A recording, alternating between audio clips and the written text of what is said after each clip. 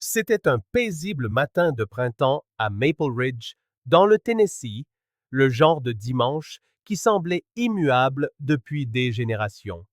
Le soleil se levait sur la crête des pins derrière la première église baptiste, déversant une douce lumière sur les murs blanchis à la chaux et les parkings en gravier où s'alignaient les pick-up.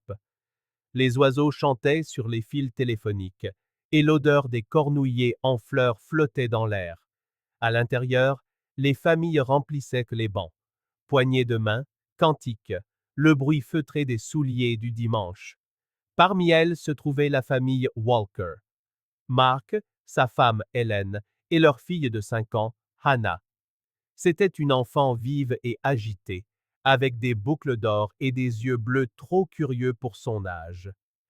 Elle portait une robe jaune pâle et serrait une petite Bible illustrée, celle qu'elle insistait toujours pour porter elle-même.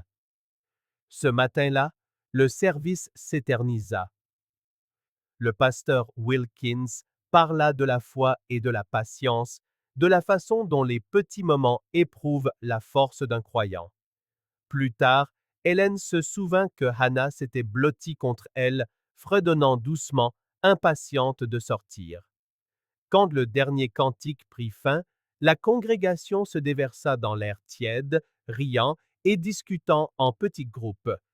Des enfants couraient entre les voitures, tandis que les cloches de l'église entamaient leur carillon régulier et paisible. Hélène resta un instant à l'intérieur pour parler au chef de chœur de la pièce de Pâques à venir.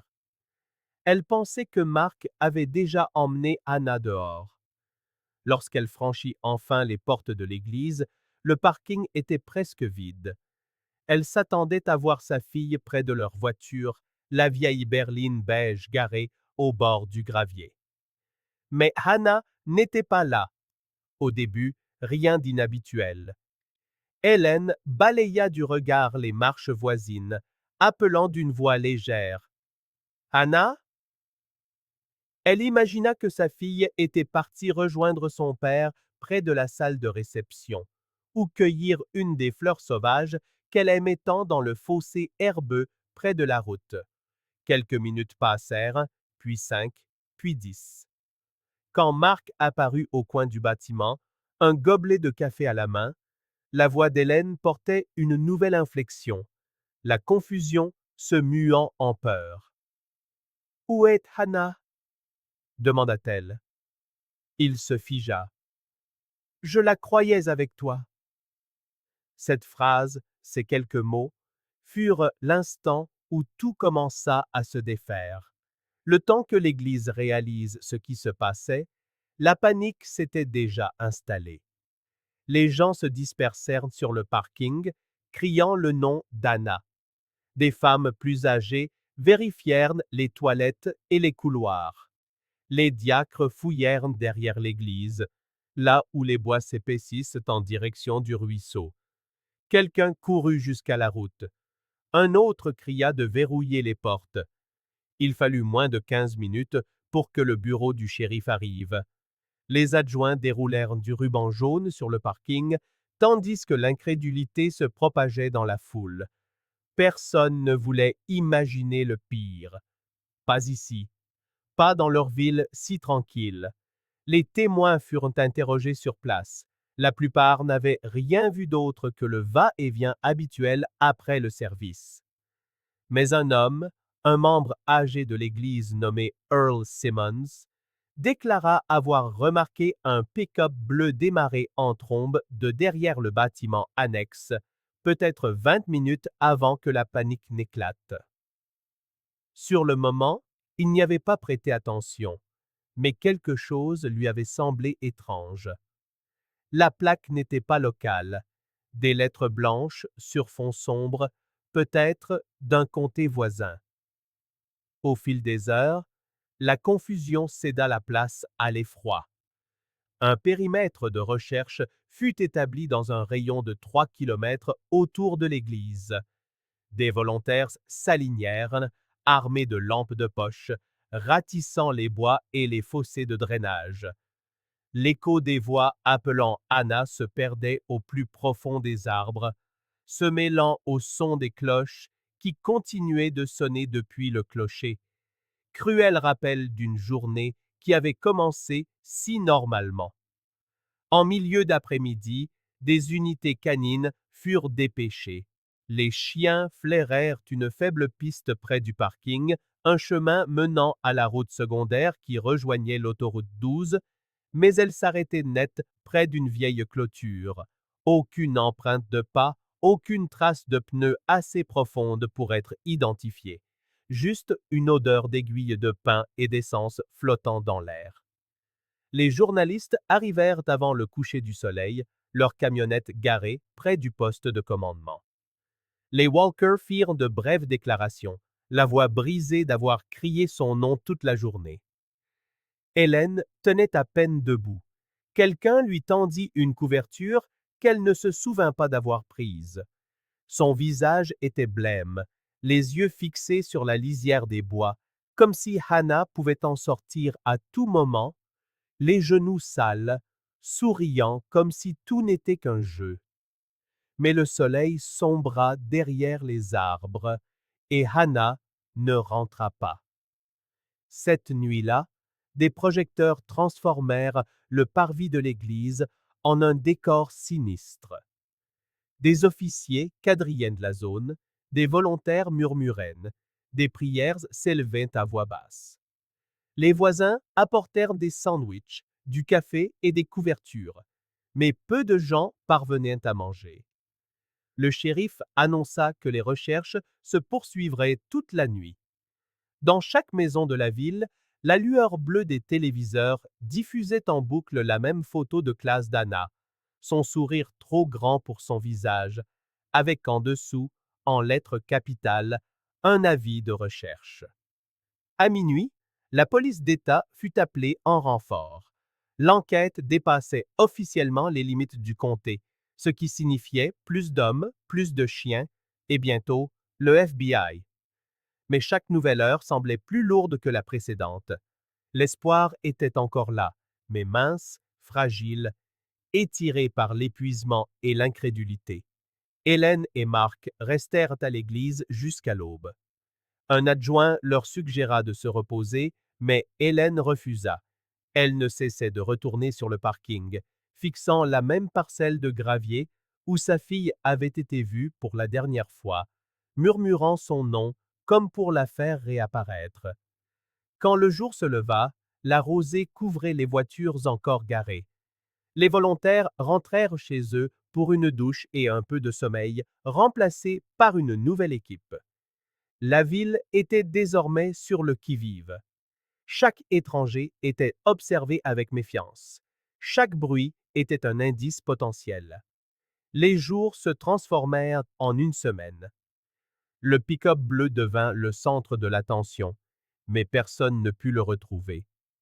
Il y en avait des centaines de similaires dans tout le Tennessee.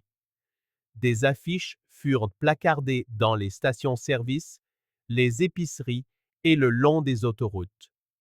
Le visage souriant d'Anna ornait chaque poteau téléphonique.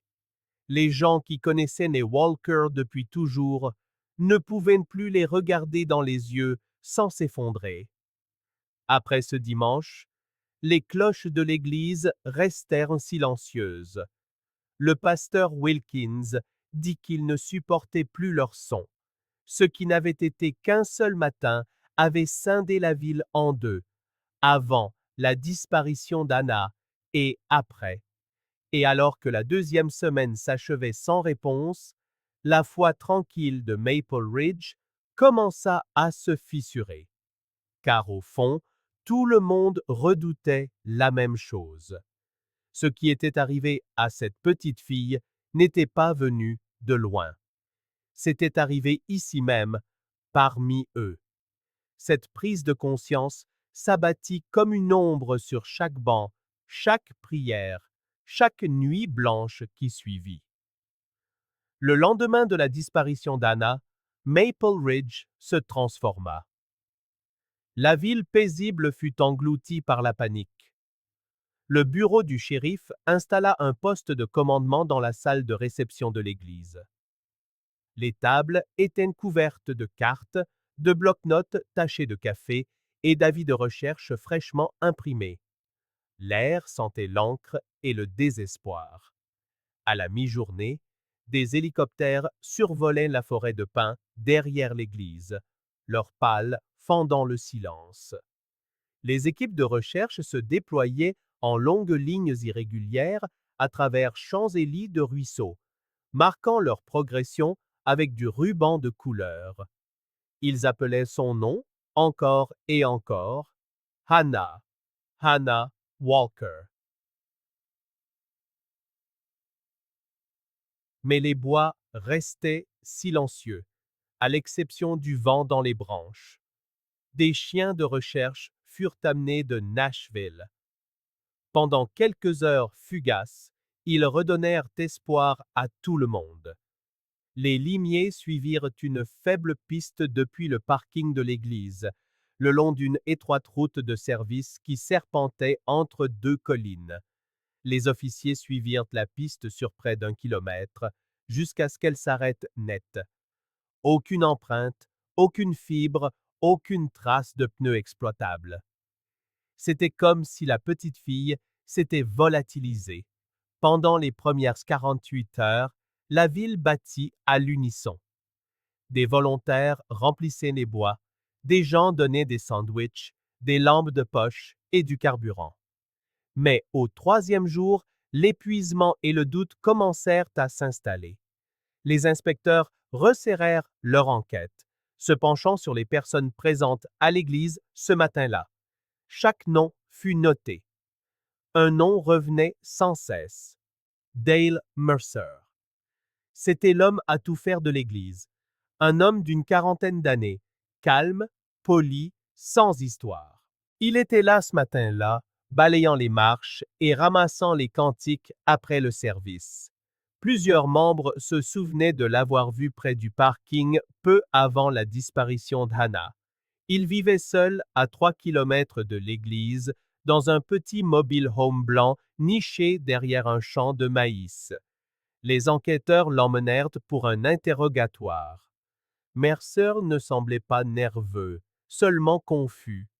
Il dit qu'il était parti peu après la fin du service, qu'il était rentré chez lui pour tondre sa pelouse et n'avait entendu parler de la disparition que le soir même. Son histoire tenait la route. Un voisin confirma l'avoir vu sur sa pelouse. La perquisition de son mobile home ne révéla rien d'autre que des outils, des fournitures d'église et une pile de vieux registres d'entretien. Pourtant, les inspecteurs ne parvenaient pas à chasser leur malaise. C'était un homme qui possédait les clés de chaque porte de l'église, y compris le sous-sol et les débarras que personne d'autre n'utilisait jamais. Lorsque le shérif lui demanda pourquoi on l'avait vu traîner sur le parking après le départ de la plupart des gens, Mercer répondit qu'il fermait la porte latérale. Cela semblait anodin, mais ce fut suffisant pour planter une graine de suspicion qui ne disparaîtrait jamais vraiment. En quelques jours, l'histoire dépassa les frontières de Maple Ridge. Des camionnettes de chaînes d'information s'alignèrent le long de la route à 2 voies menant à la ville. Le parking de l'église, autrefois un lieu de paix, devint la toile de fond d'émissions en direct remplie de spéculations. Pour la première fois depuis des années, les gens se mirent à fermer leurs portes à clé. Les étrangers étaient interrogés s'ils s'attardaient trop près d'une aire de jeu. Chaque pick-up bleu qui traversait la ville attirait un second regard. 3 semaines après la disparition d'Hannah, le FBI rejoignit l'enquête, offrant un soutien technique et un profilage comportemental. Ils analysèrent la chronologie des événements, les témoignages et la disposition des lieux. Leur conclusion? L'enlèvement s'était probablement produit en moins de 90 secondes, ce qui suggérait que l'auteur connaissait la région et était assez confiant pour agir en plein jour. Cela excluait un simple passant. Quiconque avait enlevé Hannah était probablement déjà venu ici.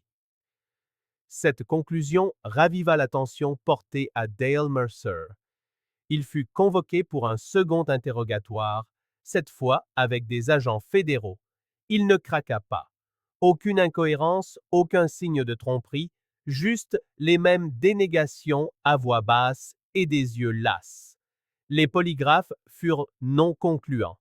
Sans preuve, pas de véhicule correspondant, pas de fibre, pas d'empreinte.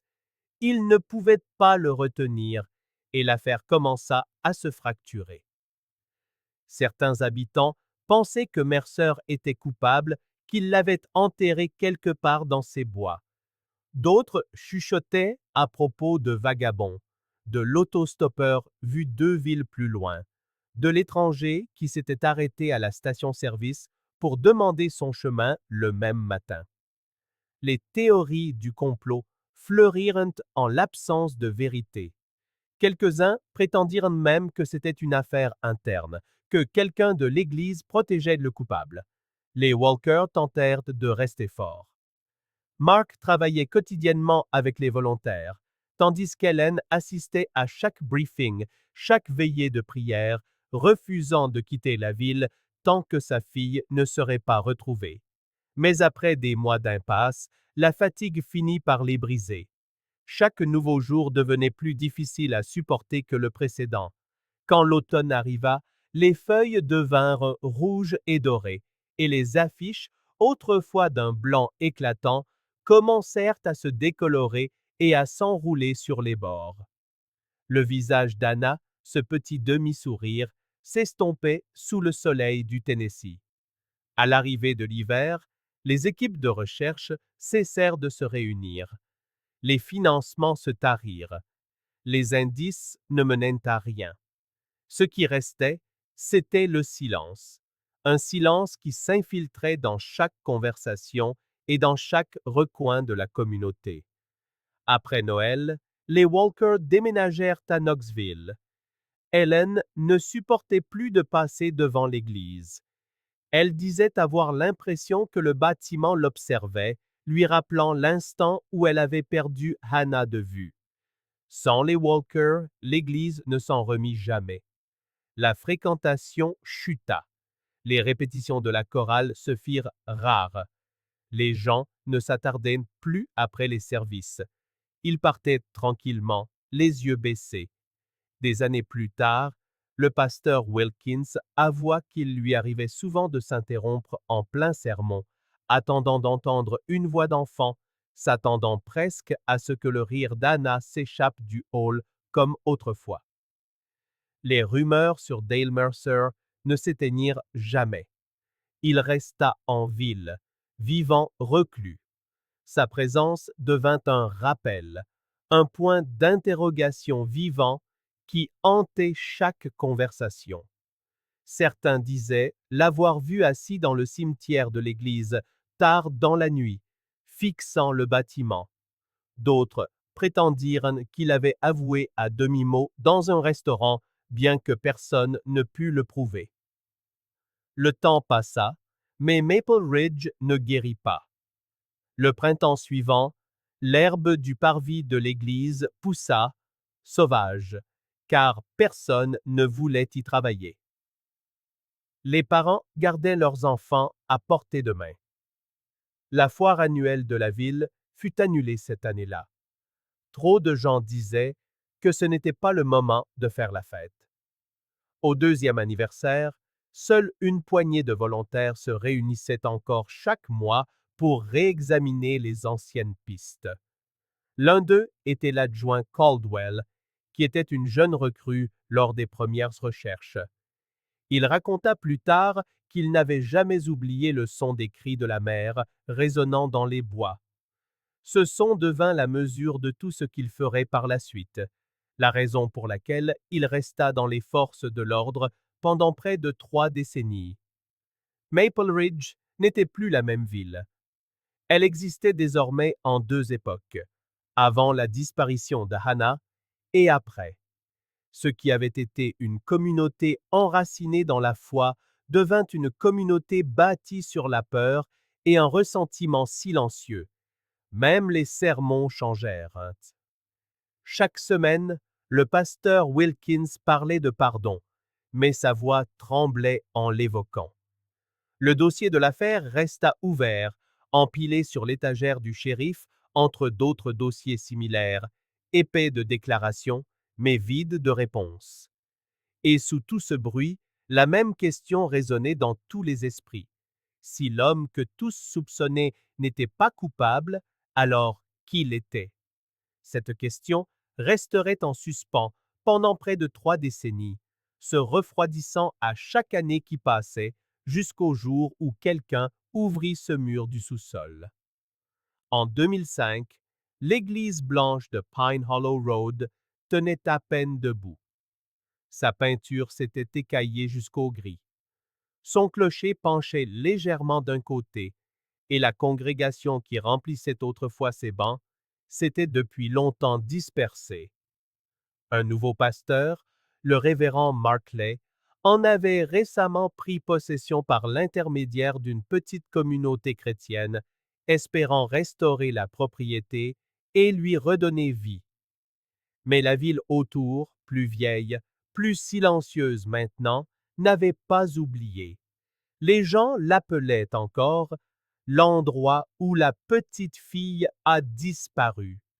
Certains traversaient de la route plutôt que de passer devant. D'autres disaient que le sol là-bas n'avait jamais semblé tout à fait normal. Les rénovations commencèrent à la fin du printemps.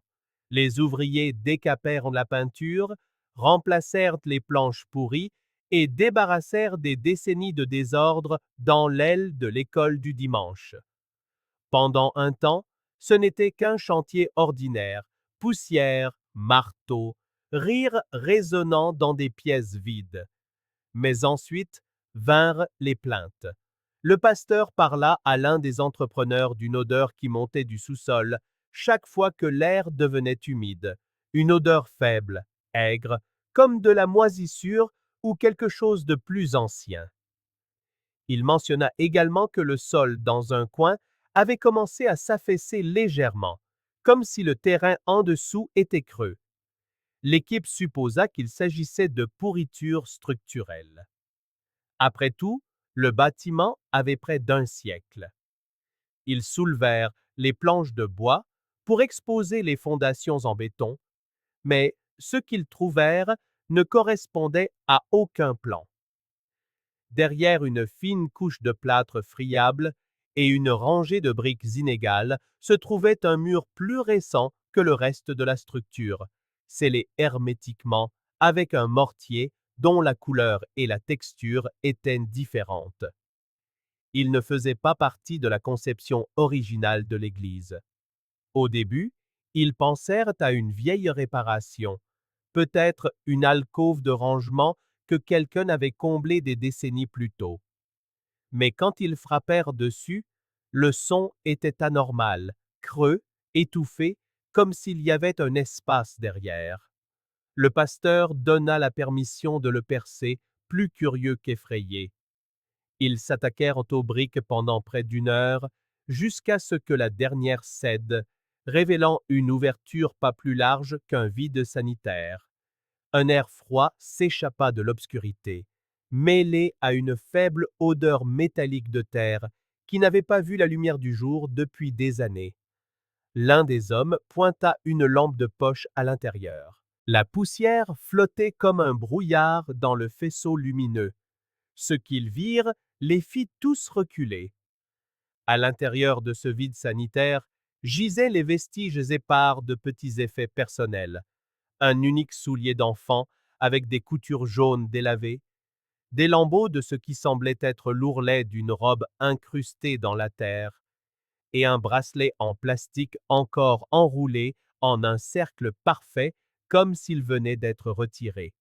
Rien d'autre à première vue. Juste ces petites choses oubliées, enterrées sous le plancher de l'église. Les hommes ne touchèrent à rien. Ils appelèrent immédiatement le shérif. Lorsque les enquêteurs arrivèrent, le bâtiment grouillait de policiers, de techniciens de la scène de crime et d'équipes de télévision. Le ruban jaune traversait de nouveau le même parking en gravier où le nom d'Anna Walker avait été crié 28 ans plus tôt. Pour beaucoup à Maple Ridge, c'était une vision qu'ils pensaient ne jamais revoir. La découverte raviva la blessure qui ne s'était jamais vraiment refermée. Certains habitants vinrent observer de l'autre côté de la route, s'accrochant aux poteaux de clôture ou s'appuyant sur les capots de voitures en silence. Les journalistes revinrent, posant les mêmes vieilles questions, leurs micros tremblant dans le vent. Dans le sous-sol de l'église, les enquêteurs retirèrent soigneusement les débris, couche par couche. Chaque objet trouvé fut catalogué, photographié et scellé dans des sacs de preuves. Parmi les fragments se trouvait un morceau de tissu avec de minuscules fleurs brodées, le même motif qu'Ellen Walker avait décrit sur la robe que portait sa fille le matin de sa disparition. Un autre objet, une breloque en plastique d'un bracelet d'enfant, correspondait à celle visible sur les photos du dossier original. Chaque nouvelle découverte ébranlait le peu de déni qui restait à la ville. Des spécialistes de l'ADN furent appelés pour examiner la terre et les fragments d'os collectés dans le vide sanitaire. La zone fut traitée comme une scène de crime active, chaque recoin de l'église étant cartographié et scanné. Il devint clair que le mur scellant le vide sanitaire avait été ajouté quelque temps après la construction originale. Les briques étaient plus neuves, le mortier plus frais. Quiconque l'avait construit l'avait fait délibérément, non pas pour l'entretien, mais pour cacher quelque chose. Quand la nouvelle parvint à Ellen et Mark Walker, qui vivaient discrètement près de Knoxville depuis des années, Ellen s'effondra.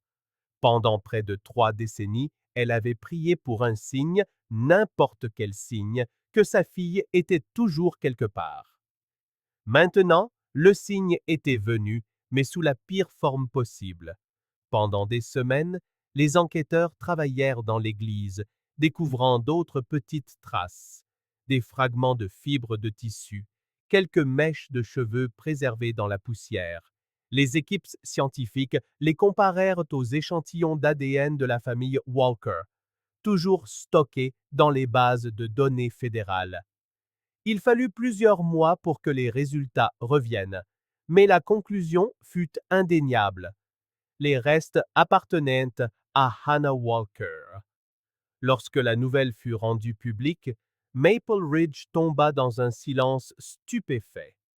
L'église même qui s'était autrefois rassemblée pour prier pour le retour sain et sauf de l'enfant avait, depuis le début, été l'endroit où elle était cachée. Les anciens membres de la congrégation ne pouvaient pas le comprendre.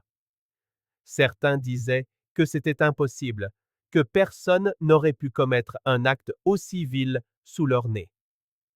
D'autres affirmèrent avoir toujours ressenti quelque chose d'étrange dans ce bâtiment, que certaines pièces n'avaient jamais semblé normales. Les rumeurs recommencèrent à circuler, cette fois plus désespérées qu'auparavant. Qui avait scellé ce vide sanitaire et pourquoi personne n'avait-il remarqué les changements pendant toutes ces années? Les inspecteurs rouvrirent l'affaire classée, sortant chaque boîte de preuves des archives. Ils étalèrent les anciens rapports sur les tables, relisant les dépositions des témoins, recoupant les registres d'entretien et les dossiers de réparation de la propriété. Un schéma émergea presque immédiatement. Les rénovations effectuées au sous-sol avaient eu lieu quelques semaines seulement après la fin des recherches initiales en 1990. Les travaux avaient été autorisés par le superviseur de l'entretien de l'église de l'époque. Son nom apparaissait encore et encore dans ces documents. Dale Mercer. Il avait maintenant 70 ans et vivait tranquillement dans un comté voisin. Il avait pris sa retraite des années auparavant et parlait rarement à quiconque. Mais lorsque les officiers frappèrent à sa porte pour l'informer de la découverte, il ne parut pas surpris. Pâle, mais calme. Il nia savoir quoi que ce soit au sujet du vide sanitaire, affirmant qu'à l'époque, il s'était contenté de réparer ce qui devait l'être. Pourtant, les enquêteurs remarquèrent le tremblement de ses mains au moment de signer sa déposition. Pour la communauté, son nom fit ressurgir avec une force dévastatrice chaque soupçon enfoui. Des gens qui l'avaient défendu pendant des années chuchotaient maintenant qu'il s'était trompé. D'autres refusaient encore d'y croire. L'Église, qui avait symbolisé le pardon, se dressait désormais derrière des barrières de police, ses fenêtres condamnées, son clocher projetant de longues ombres sur la route. Alors même que les équipes de la police scientifique continuaient leur travail sur le site, une ironie insoutenable pesait sur la ville. Pendant 28 ans, des gens s'étaient rassemblés au-dessus de ce même sol, priant pour le retour d'Anna.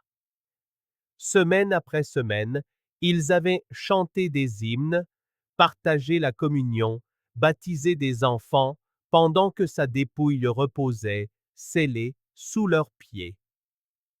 Lorsque les enquêteurs eurent enfin terminé, le vide sanitaire fut refermé, cette fois sous scellé officiel. L'Église fut déclarée scène de crime permanente jusqu'à la résolution de l'affaire. Mais Maple Ridge n'eut pas besoin du rapport final pour comprendre ce que cela signifiait. La foi avait toujours été leur réponse à la peur.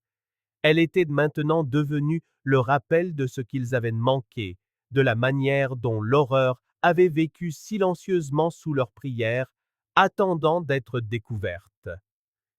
Et quelque part dans ce silence, une question se mit à résonner plus fort que toutes les autres. Si Anna avait été cachée là depuis le début, qui avait les clés? Chaque affaire que nous couvrons exige des semaines de recherche, de vérification des faits et de nuits blanches, car ces histoires comptent et quelqu'un mérite encore que l'on se souvienne de lui. Si vous voulez que nous continuions à révéler la vérité, veuillez aimer, vous abonner et partager dans les commentaires le moment qui vous a le plus marqué. Découvrez d'autres affaires classées parmi les plus mystérieuses jamais résolues. Les liens sont dans la description ci-dessous. Maintenant, revenons à l'affaire. Les résultats ADN arrivèrent à la fin de l'automne. À ce moment-là, l'enquête avait déjà de nouveau bouleversé la petite ville du Tennessee.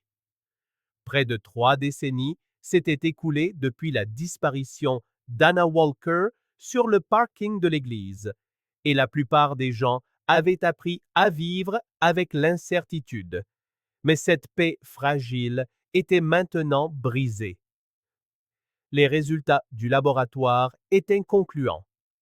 Les restes trouvés scellés dans le sous-sol appartenaient à Hannah. La nouvelle frappa Maple Ridge comme de secondes funérailles. Pour les détectives chargés de la réouverture de l'affaire, cela soulevait une question encore plus glaçante qu'auparavant. Qui l'avait mise là? Ils commencèrent par la liste. Toutes les personnes liées à l'Église en 1990, anciens employés, bénévoles, membres de la chorale, quiconque avait accès au bâtiment. La plupart avaient déménagé ou étaient décédés. Mais un nom, enfoui dans les vieux dossiers, revenait sans cesse, comme un écho. Dale Mercer. Il avait maintenant 70 ans et vivait dans une caravane à la périphérie du comté de Franklin, à 2 comtés de là. Un bricoleur à la retraite, toujours aussi calme et renfermé, tel que les gens s'en souvenaient. Un après-midi, des enquêteurs se rendirent chez lui et le trouvèrent assis sur son porche, un petit chien endormi à ses pieds. Lorsqu'on lui parla de la découverte, Mercer ne réagit pas tout de suite.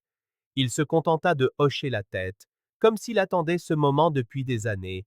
Ils lui demandèrent s'il se souvenait de quelque chose à propos de ce dimanche. Il répondit que oui, le service, le nettoyage, le retour à la maison. Il n'y a avoir vu Anna, ni a toute connaissance du vide sanitaire. Son histoire n'avait pas changé depuis 1990, mais les détectives savaient que cette fois, les choses étaient différentes. L'Église n'était plus là, mais les preuves qu'elle renfermait parlaient plus fort que la mémoire de quiconque. La nouvelle équipe d'enquête commença à tout recouper. Les registres de maintenance originaux de l'Église, les listes de présence et le planning des bénévoles du jour de la disparition d'Anna. C'est alors qu'ils remarquèrent quelque chose d'étrange, une page manquante dans le registre de conciergerie. Elle était datée de la semaine exacte de la disparition d'Anna. Mercer était le seul responsable du nettoyage ce dimanche-là, mais aucune trace de ces heures n'existait. Ils fouillèrent plus profondément dans les archives bancaires de l'Église et trouvèrent des reçus de paiement d'une quincaillerie, datés de seulement 2 jours après l'enlèvement.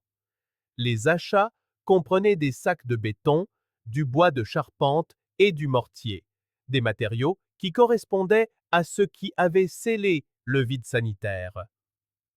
Le numéro de compte sur le reçu menait directement à Dale Mercer. Confronté à ces preuves, Mercer déclara aux enquêteurs que ces fournitures étaient destinées à une réparation de plomberie au sous-sol, quelque chose à propos d'un mur fissuré près d'un tuyau de drainage. Mais il n'y avait aucune trace d'une demande ou d'une réalisation de travaux de plomberie cette année-là. L'histoire semblait répétée, le même ton calme, le même détachement. Puis vint un détail, petit mais dévastateur, de la part d'un ancien diacre, un détail qui allait tout changer. Il se souvint que Mercer portait toujours des trousseaux de clés de rechange, pas seulement un, mais plusieurs. Il dit que Mercer était le genre d'homme qui aimait réparer les choses discrètement, travaillant souvent dans le bâtiment bien après que tout le monde soit parti. Il avait même accès à des zones où personne d'autre n'allait, y compris le sous-sol. Les enquêteurs retournèrent chez Mercer avec un mandat de perquisition. Ils collectèrent de vieilles boîtes à outils, des seaux de peinture et une pile de registres tachés d'eau dans sa remise. Rien ne sauta immédiatement aux yeux jusqu'à ce qu'un détective trouve une boîte en fer blanc cachée derrière un vieil album photo dans une armoire. À l'intérieur se trouvait une collection de prospectus d'église jaunis, de feuilles de présence et une lettre écrite d'une écriture tremblante sur du papier à lettres décolorées. Elle était signée par une certaine Clara Mercer, la défunte épouse de Dale, décédée en 2002. La note disait « Je ne peux plus garder ce secret sur cette petite fille. Je voulais le dire à quelqu'un, mais j'avais trop peur. Je pense que Dieu me punira pour ce que j'ai fait en gardant le silence. » Le reste de la page était déchiré. Ce n'était pas une confession au sens légal du terme, mais c'était suffisant pour que chaque enquêteur dans la pièce marque une pause. Ils retrouvèrent la sœur de Clara, qui vivait toujours dans la région. Elle raconta que Clara était tombée malade des années avant sa mort, souffrant de crises de paranoïa et de culpabilité. Elle n'avait jamais parlé de détails, mais avait mentionné une fois que Dale gardait quelque chose d'enterré qui ne devrait pas l'être. À l'époque, sa famille avait supposé qu'elle parlait de problèmes conjugaux ou d'argent. Maintenant, cette phrase avait un tout autre poids. Les détectives reconstituèrent la chronologie des jours qui suivirent la disparition d'Anna. Ils apprirent que Mercer s'était porté volontaire pour inspecter les fondations de l'église après avoir entendu parler d'une odeur d'humidité au sous-sol. Selon les registres, il était le seul à avoir accès au bâtiment cette semaine-là. Il avait passé près de 2 jours entiers seul dans cet espace, sous prétexte d'effectuer des réparations. Personne ne l'avait questionné. Il était, après tout, un membre de confiance de la congrégation, l'homme qui réparait les bancs cassés et changeait les ampoules avant les services. La prise de conscience qu'il avait été là, parmi eux, serrant des mains et inclinant la tête en prière, glaça tous ceux qui l'avaient un jour défendu. Confronté de nouveau à ces nouvelles découvertes, Mercer resta calme. Il ne nia pas avoir acheté les matériaux ni avoir travaillé seul, mais il insista sur le fait qu'il était victime d'une coïncidence et d'une mémoire défaillante. Vous déterrez des fantômes, leur dit-il. Cette église en a déjà bien assez. Il fut relâché en attendant d'autres preuves. Mais pour les habitants de Maple Ridge, il n'y avait plus de doute. Ils étaient convaincus d'avoir prié aux côtés d'un tueur. L'équipe comportementale du FBI réexamina l'affaire, se concentrant sur le profil psychologique de Mercer. Il correspondait au profil de quelqu'un qui opère dans des environnements familiers et contrôlés, quelqu'un dont les crimes se fondent dans sa routine. Il n'aurait pas eu besoin de planifier longuement. Son autorité et son accès lui fournissaient toute la couverture nécessaire. En retraçant chaque réparation et chaque rapport de maintenance que Mercer avait jamais déposé, les agents commencèrent à remarquer de petites lacunes, des demandes de travaux jamais approuvées, mais marquées comme terminées de sa propre main. Ils découvrirent que le sous-sol de l'église n'était pas le seul endroit qu'il avait scellé. 2 autres propriétés où il avait travaillé comme agent d'entretien des années plus tard présentaient des réparations improvisées similaires. Des vides sanitaires scellés, des zones de stockage murées. Les deux furent réexaminées, bien qu'aucune ne contienne de restes humains. Pourtant, le schéma était trop spécifique pour être ignoré. Pendant ce temps, à Maple Ridge, les vieilles peurs refirent surface. D'anciens membres de la congrégation luttaient pour concilier le passé avec ce qu'ils apprenaient. Ils se souvenaient du sourire tranquille de Mercer, de sa présence constante pendant les services, de la façon dont il s'agenouillait près de l'autel lors des prières du soir. Beaucoup se demandèrent à quel point ils avaient frôlé le mal sans jamais s'en rendre compte. Le shérif de l'époque de la disparition d'Anna, retraité depuis longtemps, déclara aux journalistes qu'il n'avait jamais cru que l'affaire était le fruit du hasard. Nous cherchions un monstre dans le noir, dit-il. Il s'avère qu'il se tenait en pleine lumière depuis le début. Alors que le dossier s'épaississait de nouvelles preuves, un grand jury fut constitué pour déterminer si Mercer pouvait être inculpé. Mais le délai de prescription pour certaines infractions était passé, et sans preuve physique directe le reliant à l'acte, les procureurs devaient attendre une seule chose, des aveux. Pendant des semaines, les détectives lui rendirent visite, essayant de briser son calme extérieur. Certains pensaient que la culpabilité le rongeait, d'autres qu'il était incapable de remords. Il continuait de tout nier. Pourtant, ils avaient cette lettre, cette seule ligne de la main de sa femme, tremblante et incomplète. Je ne peux plus garder ce secret sur cette petite fille. Ce n'était pas suffisant pour le condamner, mais c'était assez pour faire voler en éclats le mur de silence qui l'avait protégé pendant 28 ans. Et dans la ville de Maple Ridge, les murmures sur ce qui aurait pu se passer sous cette église recommencèrent à se propager.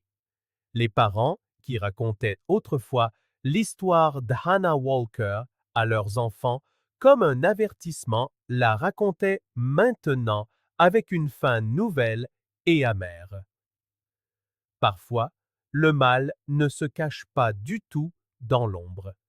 Il s'assied à côté de vous, sur le banc de l'église, vous tient la porte et vous appelle son voisin. La vérité se refermait sur lui, et l'homme qui avait construit des murs pour enterrer le passé était sur le point d'affronter ce qui se trouvait dessous. Après près de 3 décennies de silence, Dale Mercer finit par craquer. Cela se produisit dans une salle d'interrogatoire grise du bureau du shérif du comté de Franklin, un espace où des centaines de suspects s'étaient assis avant lui, mais aucun ne portait un secret aussi lourd ou aussi ancien. Pendant des heures, les détectives tournèrent autour de lui avec une persistance tranquille, lui montrant des photographies, de vieux registres d'église et la lettre délavée écrite par sa défunte épouse. Il garda son sang-froid jusqu'à ce qu'il pose sur la table la photo de la petite chaussure jaune d'Anna, celle trouvée dans le vide sanitaire scellé. Quelque chose en lui bascula. Ses épaules s'affaissèrent. Il demanda de l'eau. Et puis, après 28 ans de déni, il commença à parler. Il leur dit que c'était un accident. Il raconta qu'il reculait sur le parking de l'église après avoir nettoyé ce dimanche-là quand il vit une silhouette floue dans son rétroviseur, l'éclat d'une robe jaune. Il prétendit l'avoir heurtée sans se rendre compte de la vitesse à laquelle elle s'était élancée derrière son camion. Quand il sortit, elle ne bougeait plus. Il paniqua. Il dit qu'il n'y avait personne aux alentours, que personne ne comprendrait, et il eut peur d'aller en prison pour le reste de sa vie. Il décrivit comment il avait enveloppé son petit corps dans une couverture de l'église, l'avait descendu au sous-sol et l'avait placé dans un petit espace qu'il utilisait autrefois pour stocker de la peinture et des outils. Il dit qu'il avait eu l'intention d'en parler à quelqu'un, au pasteur peut-être, mais la peur l'avait emporté. Plus tard, il était revenu avec des briques et du mortier, scellant le mur lui-même. Son histoire sonnait comme une répétition, quelque chose qu'il avait pratiqué seul pendant des années, perfectionnant chaque pose. Il parla de culpabilité, de nuits sans sommeil, de sa femme qu'il avait découvert des années plus tard et l'avait supplié d'avouer. Il dit que le secret les avait détruits tous les deux. Pour les détectives, c'était quelque chose, mais pas toute la vérité. Les rapports médico-légaux ne correspondaient pas à l'histoire d'un mouvement de panique. Les blessures sur la dépouille d'Anna n'étaient pas compatibles avec une simple collision. Il y avait des signes de traumatisme de défense, indiquant qu'elle avait été en vie pendant un court moment après l'impact. Des fibres trouvées dans le vide sanitaire correspondaient à la corde de service de l'église, suggérant qu'elle avait été entravée avant d'y être placée. Les enquêteurs pensaient que ce que Mercer décrivait comme un accident était tout sauf cela. Ils réexaminèrent les témoignages de personnes qu'il avait connues dans les années 1980 et au début des années 1990. Les voisins se souvenaient de l'homme différemment de l'image qu'en avait autrefois l'Église. Certains se rappelaient sa fixation sur les enfants obéissants, comment il s'attardait devant les salles de catéchisme ou apportait des bonbons aux enfants du quartier. Une femme raconta qu'il avait proposé une fois de ramener sa fille à la maison après la répétition de la chorale, même s'il n'habitait qu'à quelques rues de là. Elle avait refusé, mal à l'aise avec son sourire. Un autre dit qu'il parlait souvent de la façon dont les parents n'enseignaient plus aux enfants le respect des adultes. Ces souvenirs, enfouis dans l'esprit des gens pendant des décennies, prenaient maintenant une connotation sinistre. Mercer avait toujours été digne de confiance, l'homme aux clés, le gardien silencieux qui ne manquait jamais un dimanche. Mais plus les détectives l'écoutaient, plus il devenait clair qu'il ne décrivait pas un moment de panique.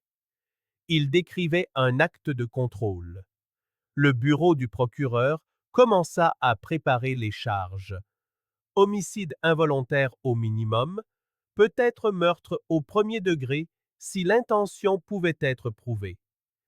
Mais alors même que la procédure avançait, la santé de Mercer se mit à décliner. Il avait 71 ans, était diabétique et montrait des signes de troubles cardiaques. Ses médecins l'avertirent que le stress pourrait lui être fatal, mais il refusa d'aller à l'hôpital. Un matin, à peine 2 semaines avant l'inculpation officielle, des officiers le trouvèrent effondré sur le sol de sa caravane. Il était parti avant l'arrivée des secours. Une seule tasse de café froid reposait sur la table, à côté d'une Bible ouverte et d'un mot croisé inachevé. Il avait emporté le reste de la vérité avec lui. Pour la famille de Hannah, la nouvelle n'apporta aucune paix. Ellen Walker pleura en apprenant sa mort, non par pitié, mais par épuisement.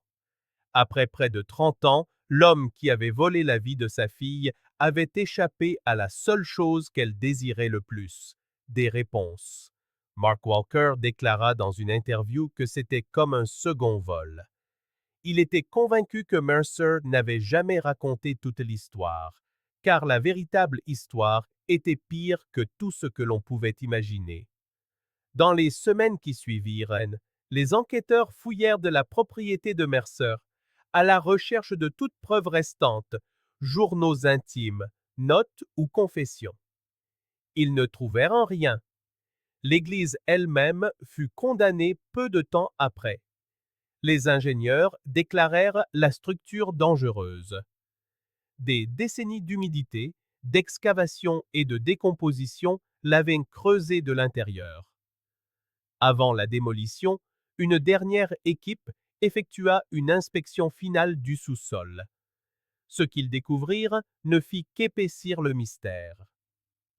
Enterrés dans le sol près de l'ancien vide sanitaire se trouvaient des fragments supplémentaires, non pas humains, mais de petits os d'animaux mélangés à des babioles et des billes. On ne savait pas pourquoi ils étaient là. Certains spéculèrent qu'il avait déjà utilisé cet espace, peut-être pour un rituel ou par compulsion. D'autres pensaient que les os étaient un moyen pour lui de s'entraîner à la dissimulation, des essais pour ce qui allait suivre. Rien ne put être prouvé, mais la découverte laissa même les enquêteurs les plus chevronnés ébranlés. Lorsque l'église fut finalement démolie, l'équipe s'arrêta un instant avant de donner le premier coup de boule de démolition. Une poignée d'habitants s'étaient rassemblés de l'autre côté de la route, certains qui se souvenaient des Walker, d'autres qui avaient grandi en entendant leur histoire chuchotée comme un avertissement. Ils regardèrent en silence les murs tomber, couche par couche, jusqu'à ce qu'il ne reste que les fondations et un carré de terre creux. Une plaque commémorative fut placée sur le site plus tard cette année-là. On pouvait y lire simplement « En mémoire de Hannah Walker, aimée, retrouvée et jamais oubliée ». Mais pour beaucoup à Maple Ridge, il n'y eut pas de véritable conclusion. La justice s'était arrêtée à mi-chemin, la vérité exhumée mais inachevée. Les questions persistaient dans chaque conversation. Était-ce vraiment un accident? Y en avait-il eu d'autres? Et si Mercer avait été capable d'une telle tromperie, qu'avait-il fait d'autre dans les années qui précédèrent et suivirent? Les détectives admettaient en privé que même avec sa mort, il n'avait jamais cessé de sentir que quelque chose de plus grand se cachait dans son passé, des schémas qui ne s'arrêtaient pas à une seule victime. Les dossiers montraient qu'il avait travaillé comme agent d'entretien dans 4 autres églises du Tennessee dans les années 1980 et 1990. 2 de ces congrégations avaient signalé des cambriolages mineurs et la disparition de jouets d'enfants, des événements alors considérés comme du vandalisme sans importance. Ces rapports étaient maintenant réexaminés. Pourtant, il n'y avait aucune preuve définitive le reliant à quoi que ce soit au-delà de l'affaire d'Anna. La conclusion officielle resta celle que Mercer avait revendiquée. Un accident tragique suivi de décennies de lâcheté. Le shérif qui classa le dossier qualifia cela de la forme de conclusion la plus amère imaginable. Ellen Walker garda un seul objet de la boîte de preuves, le bracelet en plastique de sa fille. Elle dit qu'il sentait légèrement la poussière et le vieux bois, mais c'était la seule pièce qui semblait encore réelle. Elle confia à un journaliste: « Les gens pensent que la conclusion signifie la paix. Ce n'est pas le cas. Cela signifie simplement qu'il n'y a plus rien à poursuivre. » Des années plus tard, le terrain où se trouvait autrefois l'église fut envahi par les herbes sauvages et les jeunes pins. Les habitants disaient que par les matins calmes, on pouvait encore entendre l'écho de la vieille cloche de l'église se balançant dans le vent, bien que personne ne l'ait touchée depuis la démolition du bâtiment. Pour Maple Ridge, l'affaire était terminée. Pour les Walker, elle ne le serait jamais. Et tandis que la ville tournait la page, une vérité restait enfouie sous toutes les théories et tous les rapports. Pendant 28 ans, les réponses pour lesquelles tout le monde priait avaient été cachées à l'endroit en lequel ils avaient le plus confiance. L'Église avait disparu. L'homme responsable était mort, mais le silence qu'il laissait derrière lui était plus assourdissant que jamais. 28 ans après ce dimanche matin qui avait brisé leur vie en deux, la famille Walker retourna à Maple Ridge. Il leur avait fallu près d'une décennie après la clôture de l'enquête finale pour trouver la force de revenir. L'église n'était plus là, il ne restait que les fondations en béton fissuré, des parcelles d'herbes sauvages et une dispersion de briques cassées, à moitié enfoncées dans la terre. Le clocher qui dominait autrefois la cime des arbres avait été abattu depuis longtemps, sa cloche vendue à la ferraille, son carillon n'étant plus qu'un souvenir pour ceux qui avaient vécu ce jour-là. L'air ce matin-là était calme. Même les cigales semblaient se taire quand Ellen Walker sortit de sa voiture. Elle était plus âgée maintenant, ses cheveux argentés sur les tempes, ses mouvements prudents mais délibérés. Marc marchait à quelques pas derrière elle, tenant un petit bouquet de marguerites jaunes, les fleurs préférées de Hannah. Leur fils, né des années après la tragédie, se tenait tranquillement entre eux, les yeux baissés. Il avait grandi en entendant l'histoire de seconde main, une histoire trop lourde à comprendre pleinement, mais impossible à fuir. Au centre de l'ancien terrain de l'église se trouvait une seule plaque ancrée dans le sol, là où se trouvait autrefois l'autel. La gravure était simple. En mémoire de Hannah Walker, elle a été retrouvée. Elle est à la maison. En dessous, quelqu'un, personne ne savait qui, avait laissé un bracelet d'enfant, des perles en plastique décoloré, mais toujours enfilées dans la même boucle que celui retrouvé dans le vide sanitaire.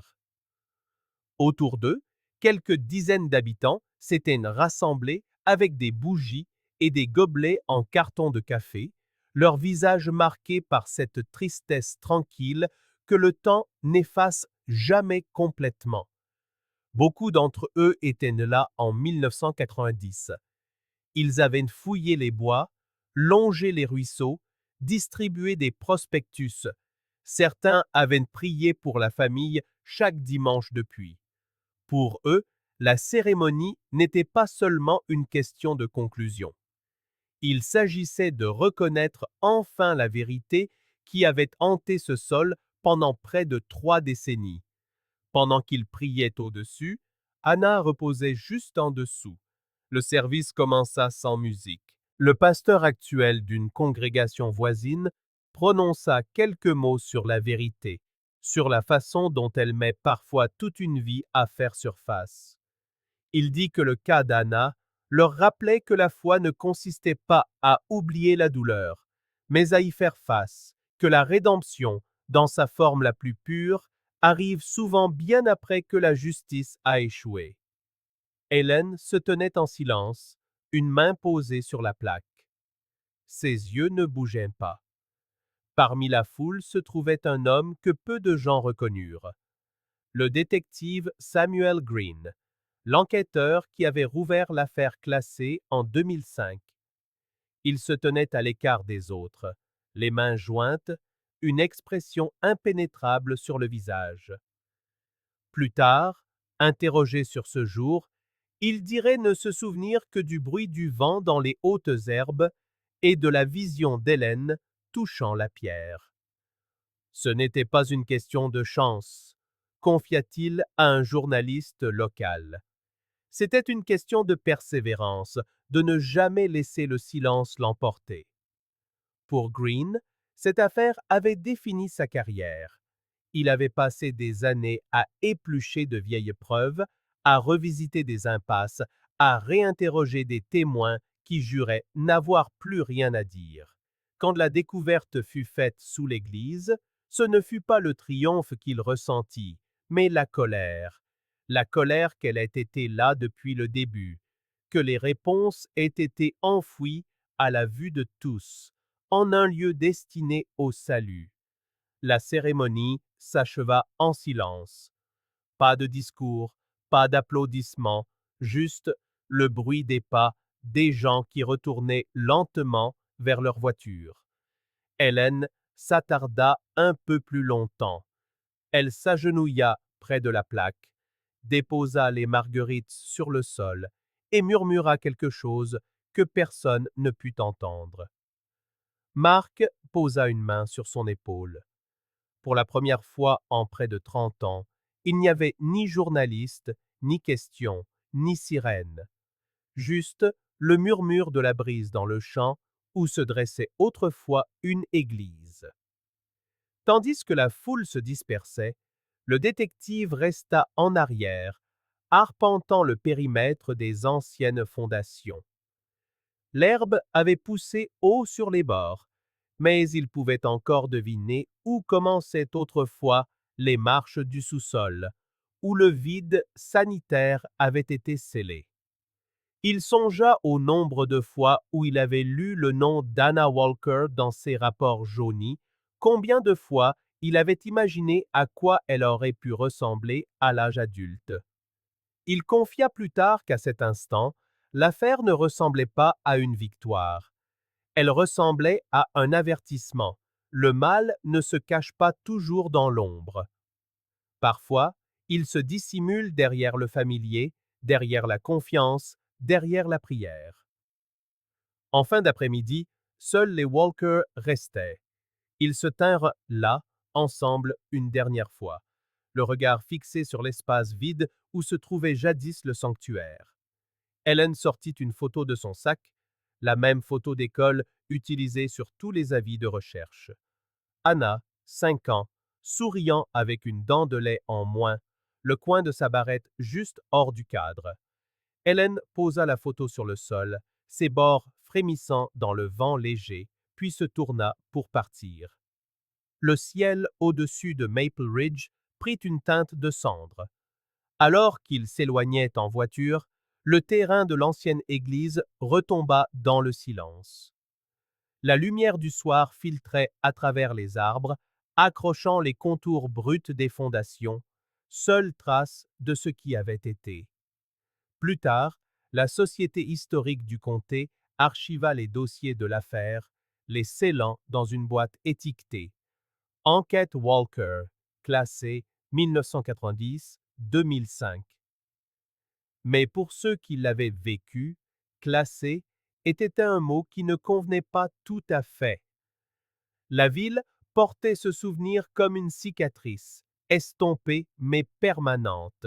Certains disaient que le chant semblait encore lourd la nuit, comme si le sol lui-même se souvenait. D'autres juraient que par les matins calmes, lorsque le soleil frappait la plaque de pierre sous le bon angle, son reflet dessinait presque la silhouette d'un enfant. La voix du détective enregistré des années plus tard pour un documentaire, concluait l'histoire. Vous passez assez de temps dans ce métier et vous apprenez quelque chose sur la vérité. Elle ne pourrit pas et elle ne disparaît pas. Elle attend, parfois pendant des décennies, parfois juste sous vos pieds. Yomengi Païdieta. L'écran s'estompait alors sur la photographie d'Hannah, la même que celle des avis de recherche, son sourire figé dans le temps, la lumière dans ses yeux intacts, préservés de ce qui avait suivi. Lentement, la photo se fondait dans une image du sous-sol de l'église, la lumière du soleil s'infiltrant à travers des planches brisées, la poussière dansant dans l'air. Les murs de béton étaient vides maintenant, mais dans ce silence, il y avait autre chose. Pas exactement la paix, mais le poids ténu mais indéniable de la vérité enfin mise au jour. Et c'est là que l'histoire d'Anna Walker s'achevait. Ni avec la justice, ni avec la vengeance, mais avec la seule chose qui avait été refusée à sa famille pendant 28 longues années, la vérité.